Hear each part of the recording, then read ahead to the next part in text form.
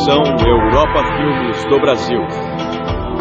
Versão brasileira Lipsyn, São Paulo. História das religiões. Em nome de Deus, o Beneficente, o Misericordioso.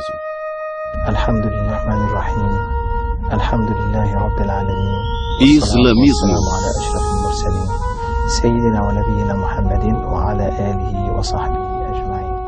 Eu testemunho que o Senhor é nosso Criador e que o profeta Maomé, que a paz esteja com ele, é o seu enviado, que veio trazer uma mensagem e a entregou de um modo perfeito, no modo do amor e da pureza.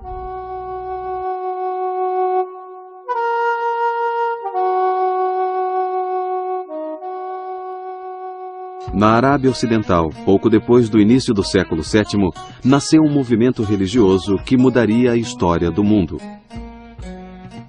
Maomé, filho de Abdallah, o profeta do Deus único Alá, chamou seus compatriotas para um novo modo de vida chamado Islã. No começo, o movimento evoluiu lentamente. Mas em pouco mais de 20 anos, já havia alcançado toda a Arábia. Após a morte de Maomé, seus seguidores se espalharam rapidamente pelas regiões vizinhas, deitaram as bases de um grande império. Entre os séculos IX e XII, o império foi um dos mais brilhantes que o mundo já viu. Islã é uma palavra árabe originada de um radical que significa paz, solidez ou segurança. Embora a palavra Islã às vezes seja usada em outros sentidos, ela basicamente é uma expressão religiosa que se refere ao estado da alma. Significa uma atitude interna de obediência inequívoca a Deus. A palavra Islã poderia ser traduzida como rendição, submissão ou resignação. Assim, Islã é submissão ou resignação à vontade de Deus, conforme essa vontade foi comunicada ao profeta Maomé em uma série de revelações divinas. Os que seguem o Islã são chamados de muçulmanos, que literalmente significa os que se submetem. Assim, dizer eu sou muçulmano em plena consciência não é só um ato de identificação com o grupo religioso, mas é dizer eu me comprometi sem reservas a obedecer à vontade de Deus. Isso supõe a determinação renovada, sempre nova, de colocar toda a atividade da vida nas mãos de Deus. Sem dúvida alguma, esta é uma declaração profundamente religiosa. Números exatos são difíceis de obter, mas hoje os muçulmanos constituem cerca de 1/5 da população da Terra. O Islã só é menor em tamanho ao cristianismo, um feito notável para a mais jovem das maiores crenças do mundo. Os muçulmanos estão concentrados num cinturão de países dos dois lados do Equador, do Marrocos, no norte da África, às Filipinas, no sudeste da Ásia. O maior número de muçulmanos está no subcontinente indiano, isto é, Índia, Paquistão e Bangladesh. No entanto, a nação com o maior número de muçulmanos é a República da Indonésia, onde mais de 100 milhões de pessoas, mais de 90% da população, professam a fé islâmica. É comum referir-se ao Oriente Médio, sobretudo aos Estados Árabes e ao Irã, como o coração do Islã. A história da comunidade islâmica começou ali e, atualmente, a maioria da sua população é muçulmana. Mas no século XX, a vasta maioria dos muçulmanos vivia no sul e sudeste asiático, dentro ou ao leste do Paquistão. Recentemente, o Islã também se tornou uma presença marcante na Europa Ocidental e nos Estados Unidos. O Islã está muito vivo atualmente. É uma poderosa força no mundo.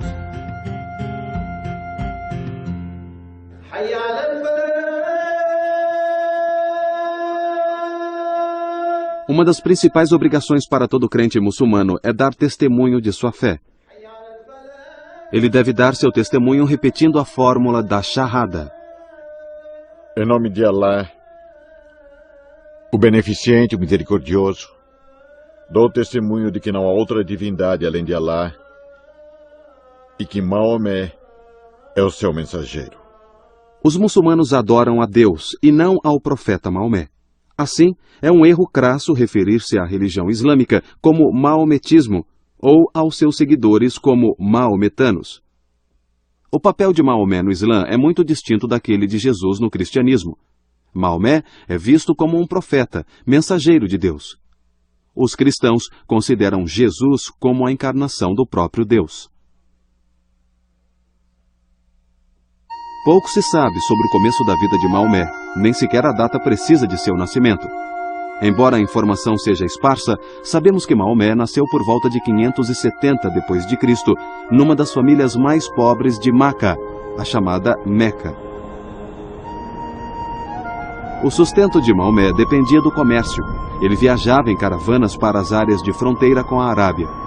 Seu chamado à profecia ocorreu por volta dos seus 40 anos.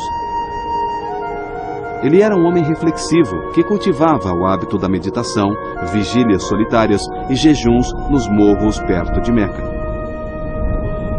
Ele começou a pregar depois de receber uma revelação, segundo se descreve num capítulo do Alcorão chamado O Encoberto. Os primeiros versos rezam: Ó tu, envolto em teu manto, levanta e avisa. A teu Senhor glorifica, a teu manto purifica. A tradição diz que quando Maomé recebeu as revelações, ele se aliou de tudo ao seu redor, caindo num transe. Segundo a ortodoxia islâmica, Deus foi o autor das revelações. Maomé as recebeu e o intermediário entre os dois foi um anjo, tradicionalmente identificado como Gabriel.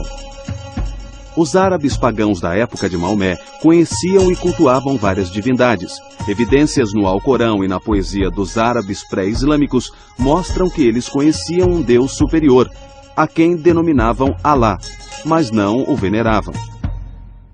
Deve-se notar que a palavra Alá não é o nome de um Deus. É a palavra árabe que significa Deus. Assim, as revelações de Maomé não proclamavam a existência de uma nova divindade desconhecida dos árabes. O seu propósito era afirmar que Alá é a divindade única e singular. Quando Maomé começou sua missão pública, no início seu sucesso foi pequeno. O número de convertidos era baixo. Dentre eles, não havia nenhum dos notáveis de Meca. Vários aspectos dos ensinamentos de Maomé irritavam bastante os naturais de Meca. Ele zombava dos seus deuses. Mais importante, aceitar a alegação de Maomé de ser um mensageiro de Deus também significaria aceitá-lo como governante de Meca, algo que a oligarquia dos ricos mercadores de Meca não queria. Lá ele encontrou uma oposição muito forte, até de sua própria família e tribo, que derivava o seu poder do fato de haver ídolos na Kaaba, o templo primordial erigido por Abraão com base no que cremos ter sido construído por Adão quando Deus criou o homem. Portanto, a missão do Islã, que era da unidade divina em oposição a toda a idolatria, colidiu com as mesmas bases do poder da família da tribo Coraishita, que era a tribo do próprio profeta. Em 621, Maomé passou a comercializar com alguns cidadãos de Yatrib, um oásis a cerca de 160 quilômetros ao norte de Meca.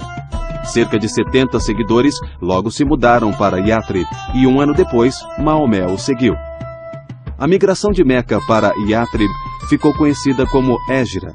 A cidade de Yatrib passou a se chamar Medina al-Nabi, a cidade do profeta, ou simplesmente Al-Medina, a cidade. Essa mudança marcou uma virada radical na vida do profeta. Seus ensinamentos foram postos em prática comunitária. A data da Égira também marca o início do calendário islâmico, que é baseado nos ciclos da lua. Uma vez estabelecido em Medina, Maomé voltou sua atenção para o exterior, sobretudo aos seus antigos inimigos, os de Meca. Através de uma série de alianças e ações militares, ele ganhou influência entre as tribos das regiões perto de Medina. Então, ele passou a interceptar as caravanas de Meca, que eram o sangue vital daquela cidade. Num pequeno local que fica a sudoeste da atual cidade de Medina, chamado Badar, uma pequena vila, os mecanos trouxeram uma grande força militar com a caravana. e seguiu-se uma batalha entre um exército bem menor de muçulmanos de cerca de 300 homens e um exército bem maior de Meca. Mas o exército de Meca foi derrotado de maneira esmagadora e muitos deles morreram. O número de baixas entre os muçulmanos foi pequeno. Se os mecanos tivessem vencido, teria sido o fim do Islã. O poder de Maomé cresceu até ele conseguir tomar sua cidade natal de Meca em 630, sem luta. Ele tratou a cidade e seus habitantes com bondade. Do grande santuário de Meca, a Kaaba, foram retirados os deuses e associações politeístas, e ela se tornou o centro da devoção religiosa muçulmana. Com a conquista de Meca, Maomé tornou-se o homem com mais prestígio e poder da Arábia. Mas, em 632, apenas 2 anos após a conquista de Meca, Maomé morreu, aos 62 anos, depois de uma breve doença. A comunidade islâmica imediatamente mergulhou numa controvérsia sobre a questão da liderança. Ela foi salva da desintegração quando um grupo de companheiros próximos do profeta decidiu aclamar o ancião Abu Bakr como líder da comunidade. Assim, Abu Bakr foi o primeiro califa ou sucessor do profeta. Ele e os 3 sucessores seguintes de Maomé reinaram numa sucessão que é chamada de califado, corretamente guiado. Maomé tinha unido toda a Península Arábica sob o seu domínio, algo jamais feito antes. Sua gestão estabelecera as bases de um império brilhante, cuja glória completa se daria ao longo dos 4 séculos seguintes. Mas a maior contribuição de Maomé foi o ensinamento religioso que está na base de todo o resto. Ele trouxe uma visão de mundo totalmente nova, de onde surgiu uma das tradições espirituais mais ricas e dinâmicas da história. Para os muçulmanos, profecia é o meio pelo qual Deus comunicou sua vontade e orientação à humanidade ao longo das eras. A tradição islâmica diz, de modo diverso, que 8.000, 124.000 ou até mesmo 240.000 profetas apareceram na história. O Islã reconhece alguns dos profetas mencionados na Bíblia, como Abraão, Moisés, Davi e Jesus. Os muçulmanos acreditam que Deus enviou muitos livros no passado, alguns conhecidos, outros não. Esses incluem a Taurat, referindo-se à Torá de Moisés, o Zabur, ou Salmos de Davi, e o Injil, o Evangelho de Jesus. A esses profetas e seus livros, os muçulmanos acrescentaram o nome de Maomé e o livro enviado por ele, o Alcorão. Na essência do coração do profeta, ele era tão puro que aquela energia se esparramava em Meca, que é um deserto, e atingia o mundo todo, do extremo oriente ao extremo ocidente. Então, aquele amor que jorrava do coração do profeta é como a abelha rainha, que doa o mel e a energia das abelhas para produzir o mel.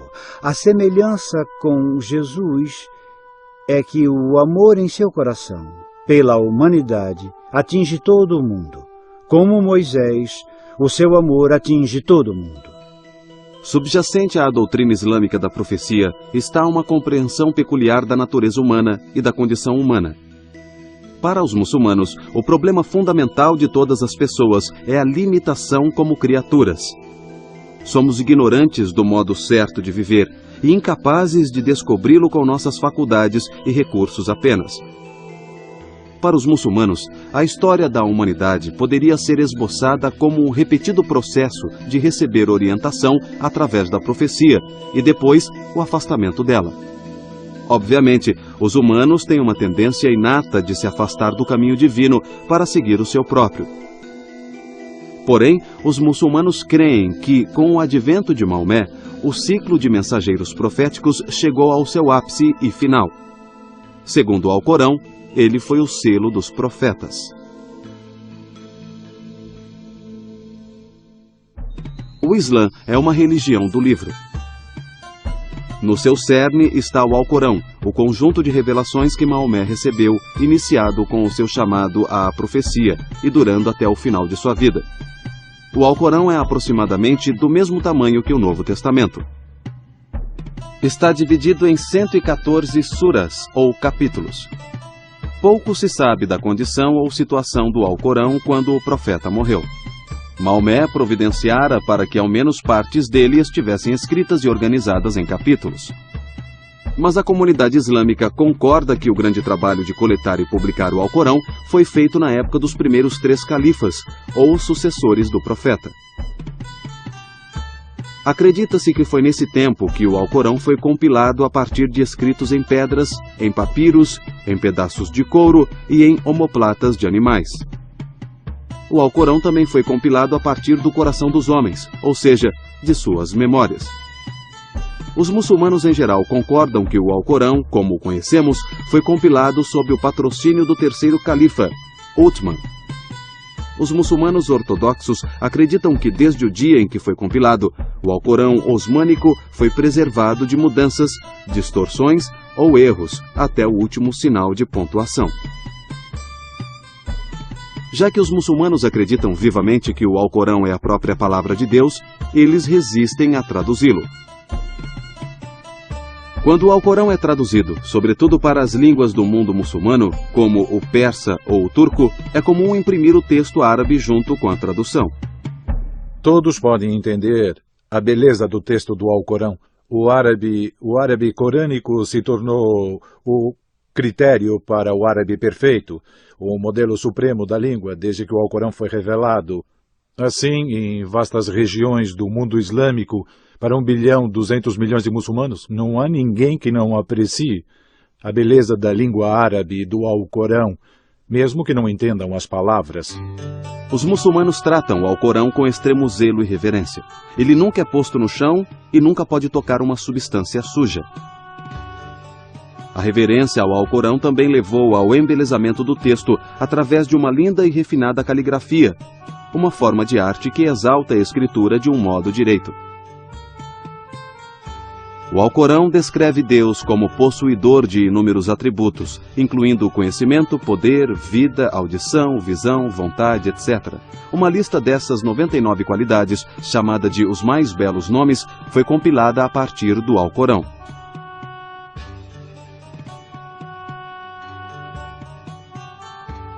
Eles tiveram um papel importante no pensamento místico islâmico e também na teologia islâmica. Os muçulmanos afirmam que o Alcorão terreno veio de um livro celeste que sempre esteve com Deus e que contém a fala de Deus. Este livro celeste é mencionado em trechos do próprio Alcorão, onde é chamado de Mãe do Livro, uma tábua bem guardada ou uma tábua oculta que só os puros podem tocar. Todas as revelações enviadas aos profetas anteriores, como as que foram enviadas a Maomé, teriam origem nesse livro celeste. Como o Alcorão é considerado a fala de Deus, todo aspecto dele é sagrado. Isso inclui não só o que ele diz, mas até mesmo o som das palavras. A palavra Alcorão significa algo para ser lido ou recitado. Ninguém deveria tocar o Alcorão ou recitar seus versos, exceto num estado de pureza ritual e com sérias intenções. Pegar, ler ou recitar o Alcorão, ou ouvi-lo ser recitado, é postar-se na presença do divino. Também se dá grande atenção e importância à recitação do Alcorão da forma correta. Nas revelações, o profeta foi comandado a recitá-lo de uma forma extremamente bela e convincente.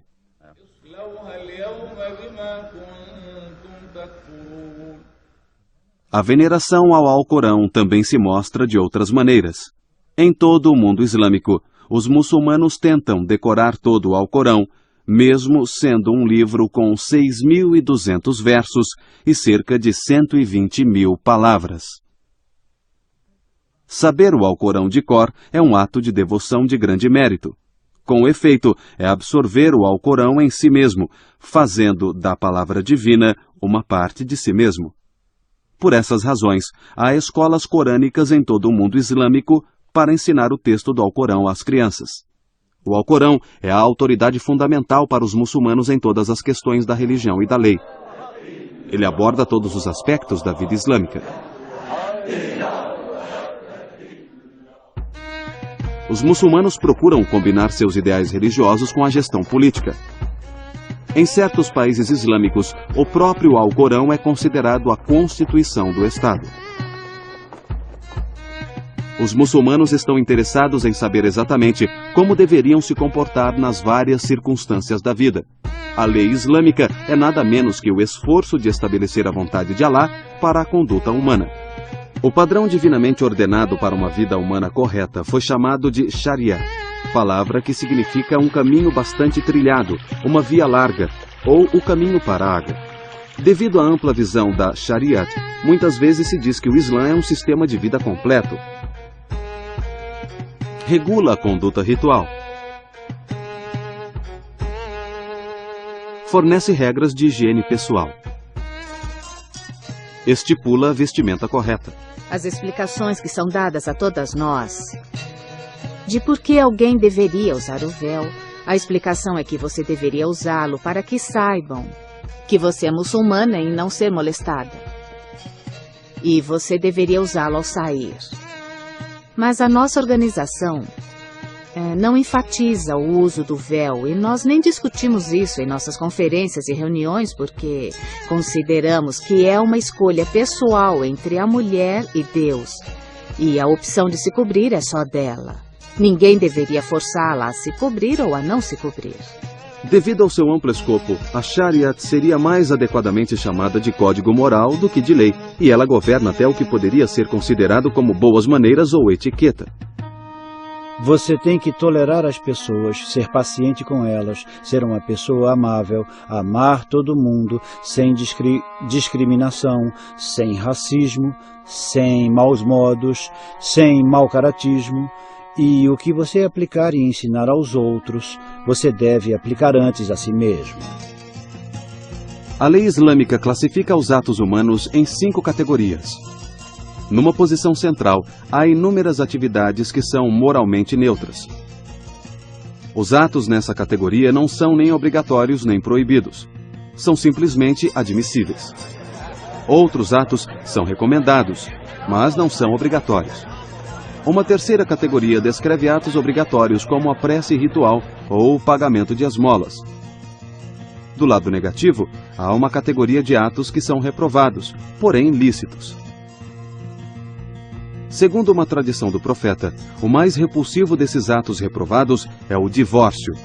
Embora, ironicamente, o divórcio seja relativamente fácil de obter na lei islâmica. Uma quinta categoria de atos é totalmente proibida, como beber vinho ou comer carne suína. Diferentemente da tradição jurídica ocidental, a lei islâmica se baseia na escritura.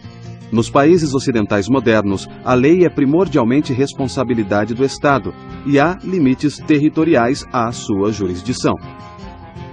Em contraste, a Shariat constrange o indivíduo muçulmano sem envolver o Estado em muitas áreas e não tem limites territoriais.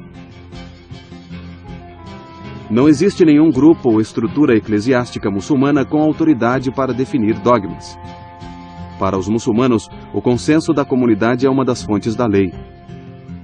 Os muçulmanos estão sob a vontade divina onde quer que estejam, mas os deveres são diferentes sob governos muçulmanos e governos não muçulmanos.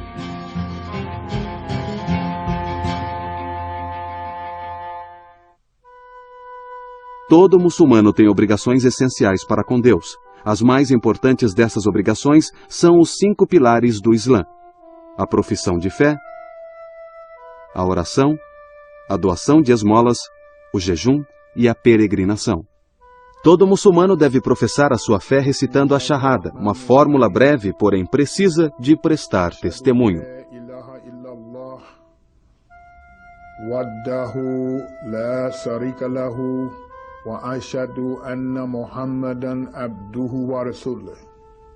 Eu testemunho que o Senhor é o nosso Criador e que o profeta Maomé, que a paz esteja com ele, é o seu enviado, que veio trazer uma mensagem e a entregou de um modo perfeito, no modo do amor e da pureza. Todo recém-convertido ao Islã deve professar sua fé na presença de testemunhas, e a profissão ou confissão pública é repetida várias vezes ao dia nas orações rituais. A oração é o segundo pilar. A prece islâmica é feita 5 vezes por dia.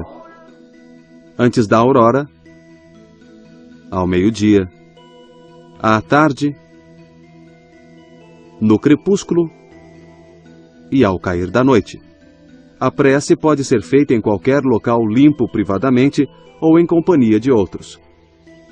Os horários das preces são marcados pelo chamado do muezim, do minarete de uma mesquita.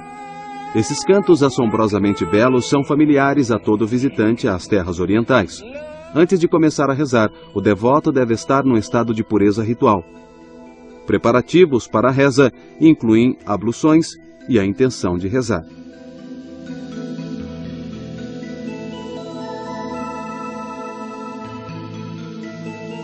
Em toda mesquita, há água corrente e um local à parte para as abluções.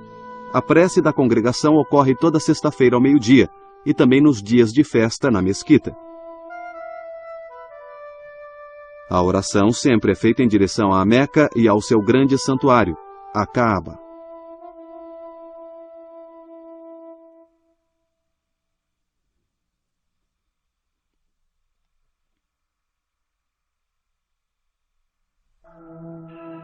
A doação de esmolas, o terceiro pilar islâmico, é uma espécie de sistema islâmico de previdência.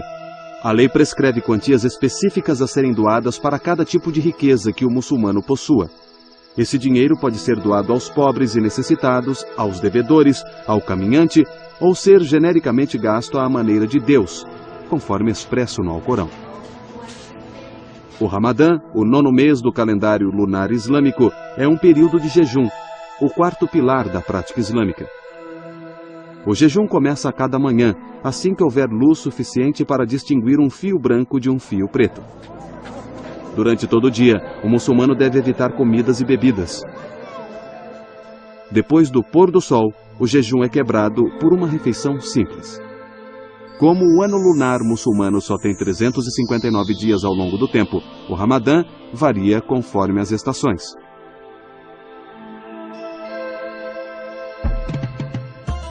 O período de jejum termina com um dos maiores festivais religiosos do ano islâmico, o Eid al-Fitr, que celebra o final do jejum. Durante o festival, é costume usar roupas novas, visitar os amigos e dar presentes.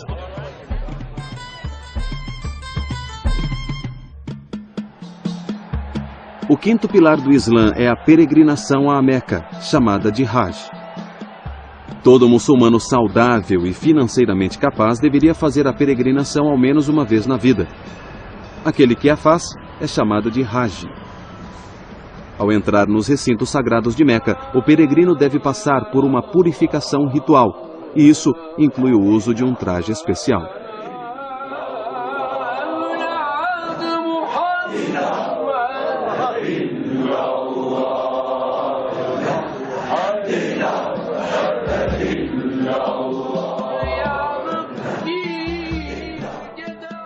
Antes de tudo, ao ir para lá, homens e mulheres devem se vestir de branco, de um modo simples. Os homens usam 2 pedaços de pano e tiram todas as suas joias. As mulheres fazem o mesmo. Assim, a pessoa fica reduzida a uma espécie de pureza e igualdade perante Deus, como no dia do juízo. Seja você rei ou mendigo, ao fazer a peregrinação não existe distinção. Nenhuma distinção, não dá para distinguir. E o tecido branco que é usado, em geral, é costurado e usado como sudário quando a pessoa morre. Só para lhe dar uma ideia, eu os vi à frente quando eu fazia a circundação da Kaaba, que é feita em sentido anti-horário, o que sugere e estabelece que tempo e espaço são de nenhuma consequência, pois você está indo em sentido anti-horário e isso indica que o tempo é só uma criação, que ele não é real. E eu vi 2 homens idosos, eles deviam ter uns 90 anos e caminhavam bem devagar, de mãos dadas. E parecia que eles eram amigos desde sempre. E eles estavam dando as voltas, sabe? Alheios ao resto do mundo. Eles devem ter levado 8 horas para fazer o mesmo que eu fiz em cerca de 2 horas e meia. E foi lindo. Foi como se o tempo parasse para eles. Estavam sem pressa, fazendo a caminhada, E só o que importava a eles era que estavam fazendo algo religioso, cumprindo aquilo antes de morrer. E eles estavam juntos. Isso acontece em um dos meses lunares do calendário lunar de 12 meses do Islã, que é chamado de mês da peregrinação, e há rituais muito elaborados associados a ele.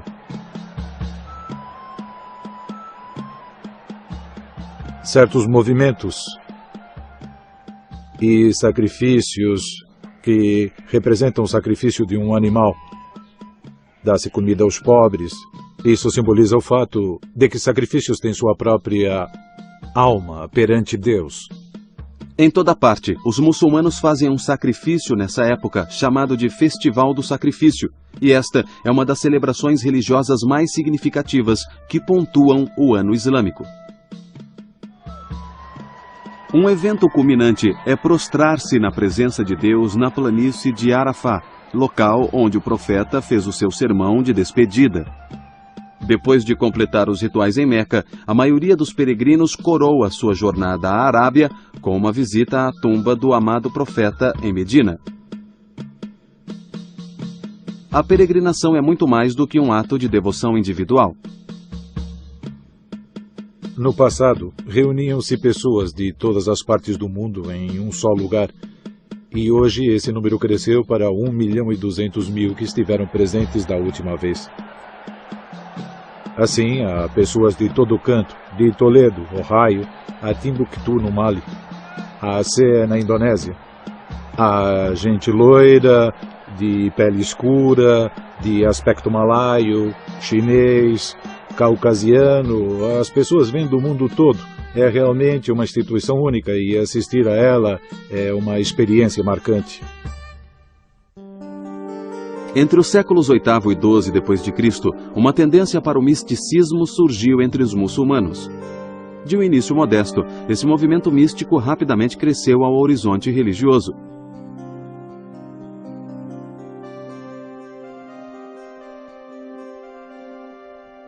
Místicos de todas as religiões dizem que estão preocupados com algo indescritível, que não pode ser adequadamente expresso em palavras. Esse sentimento só pode ser experimentado. O misticismo islâmico, em geral, se chama sufismo.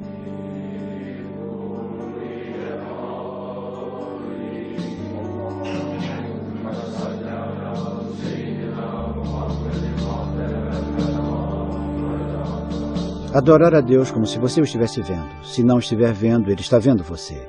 E então é daí que vem o sufismo. Em árabe dizemos tasawuf, significa pureza do coração.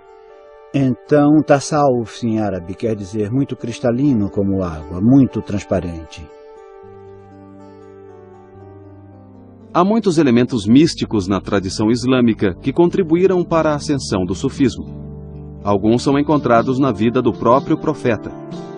Maomé cultivava o hábito de jejuar, meditar e orar em suas vigílias noturnas, e viveu uma vida de rígida disciplina. O Alcorão também é rico em elementos que convidam a uma interpretação mística, mesmo numa primeira leitura. Um verso enfatiza a penetrante presença divina, um princípio básico do misticismo. Lembre-se de Deus, sempre.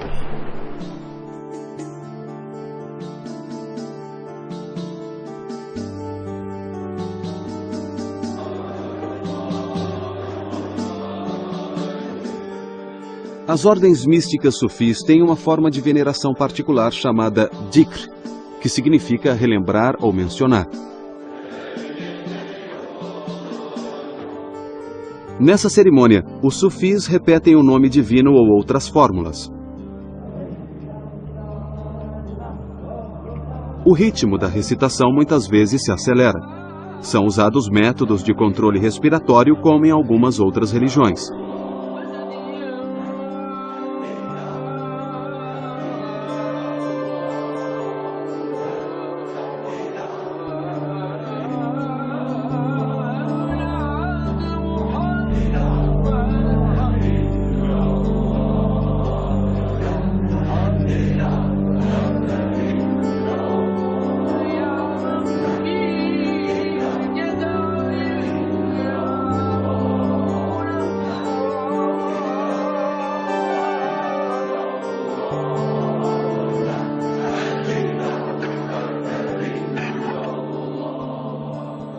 Muitas ordens sufis se movem ritmicamente junto com o canto.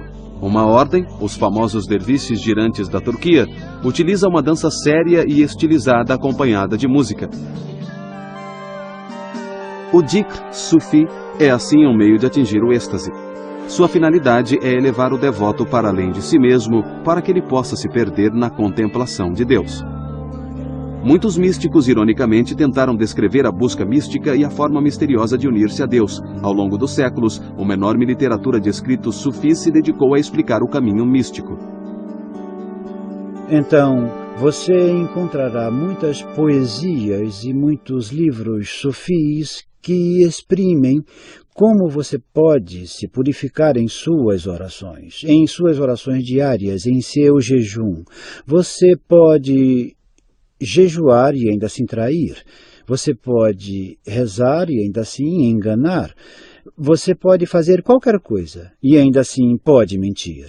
Mas quando você alcança um estado de pureza e sabe que Deus o está vendo, foi o que chamei de estado de excelência, de perfeição, o último estágio, então você não pode enganar. Você sabe que Deus o está vendo. Como é que vou rezar e entrar na presença divina se estou traindo e mentindo?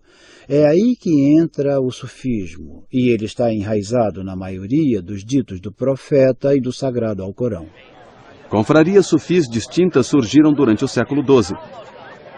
Os sufis podiam ser encontrados em todos os níveis da sociedade, inclusive entre governantes, as elites religiosas e o povo comum.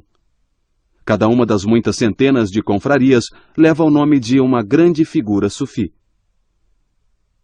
As biografias dos santos estão repletas de histórias, mostrando seu domínio sobre as forças da natureza e sua penetração nas verdades ocultas das coisas.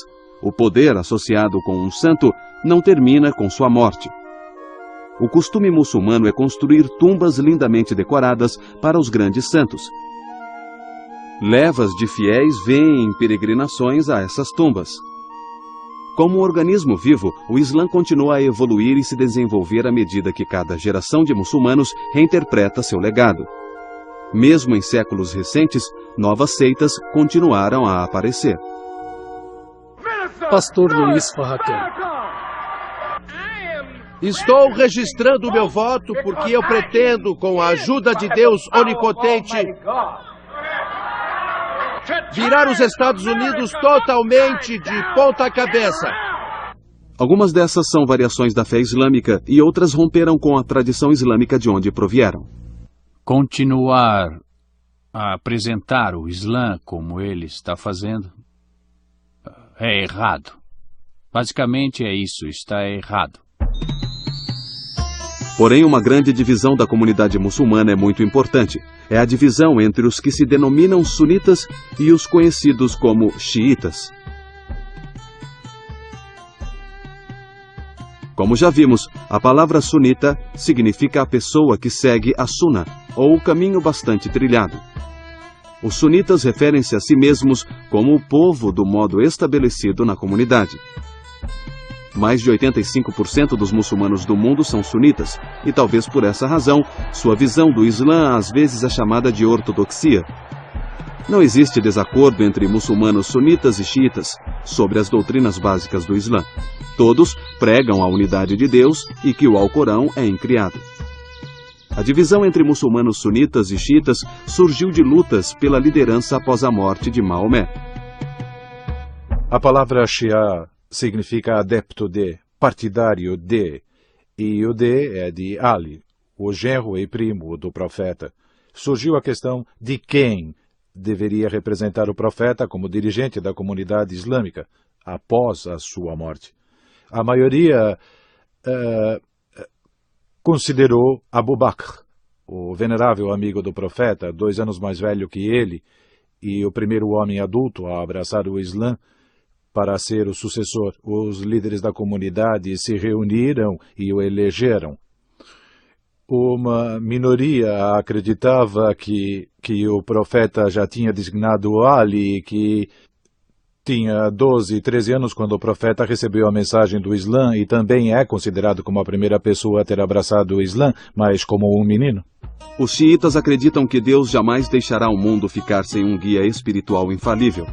Assim como Maomé interpretou a revelação para sua geração, eles acreditam que um intérprete e um guia com autoridade é necessário para as gerações posteriores. Já houve 12 desses guias espirituais ou imãs. Acredita-se que o último deles ainda esteja vivo no mundo, embora oculto da visão dos homens. O Islã ensina que os fiéis deveriam alcançar a recompensa por sua submissão a Deus, tanto neste mundo quanto no além. Mas os muçulmanos acharam difícil reconciliar este ensinamento com o que aconteceu. Só no século XVII, os muçulmanos contavam 3 grandes dinastias. O Império Otomano dominou o que hoje é a Turquia e regiões vizinhas. A dinastia Sefévida governou a Pérsia, ou o que hoje é o Irã, e o Império Mongol reinou na Índia. Todos culturalmente ricos, economicamente poderosos e militarmente fortes. No final do século XIX, porém, o Império Mongol desaparecera. Foi absorvido nos domínios britânicos da Rainha Vitória. O Irã, local da antiga dinastia Sefévida, fora reduzido à impotência, com interesses rivais russos e britânicos competindo para controlá-lo. O Império Otomano ficou conhecido como o Homem Doente da Europa. A Primeira Guerra Mundial o liquidou. No século XIX, boa parte do mundo islâmico, do Marrocos à Indonésia, estava reduzida ao estado de colônias controladas por impérios ocidentais. Tudo isso levou os muçulmanos a reexaminarem suas convicções religiosas fundamentais em sua luta para reformar e revitalizar politicamente a comunidade muçulmana. Vários fatores em anos recentes se combinaram para reassegurar aos muçulmanos que seu feito continuava no caminho certo. Um foi o colapso do colonialismo, que permitiu aos povos muçulmanos romper com a opressão política europeia. Sobretudo depois da Segunda Guerra, um país muçulmano após outro declarou sua independência e afirmou sua soberania nacional. Os Estados muçulmanos formam hoje um bloco poderoso na ONU e têm grande influência nos assuntos internacionais. Outro fator é a aquisição de grande riqueza pelos países muçulmanos com grandes reservas de petróleo. Eles emergiram como importantes atores no palco mundial. O Islã vem crescendo em parte devido ao aumento natural da população nos países muçulmanos, mas há outros fatores. Um deles é a adaptabilidade do ensinamento islâmico aos costumes locais e, portanto, a novas regiões. Outro é o ensinamento igualitário do Islã. Todos recebem uma acolhida calorosa na comunidade muçulmana, qualquer que seja sua raça, posição social ou origem. A partir disso, surgiu uma consciência renovada do Islã. Houve uma afirmação forte de seu significado, não apenas para as populações muçulmanas, mas para todo o mundo, em toda parte. Os muçulmanos se voltam mais e mais para os valores de sua tradição. No passado, sua devoção ao Islã parece ter levado a comunidade ao ápice de seu poder e criatividade cultural. Muitos muçulmanos acreditam que para haver salvação no presente, ela deve se basear no retorno às fontes daquela força original.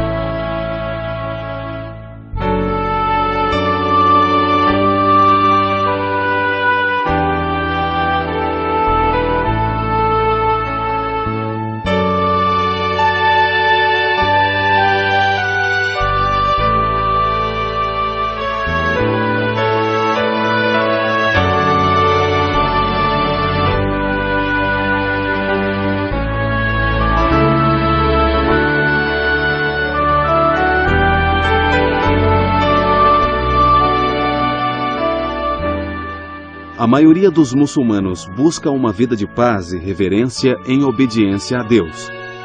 De fato, uma saudação comum em todo o mundo muçulmano é decretada pelo Alcorão. Assalamu alaikum wa rahmatullahi wa barakatuh. Que a paz e as bênçãos estejam com vocês.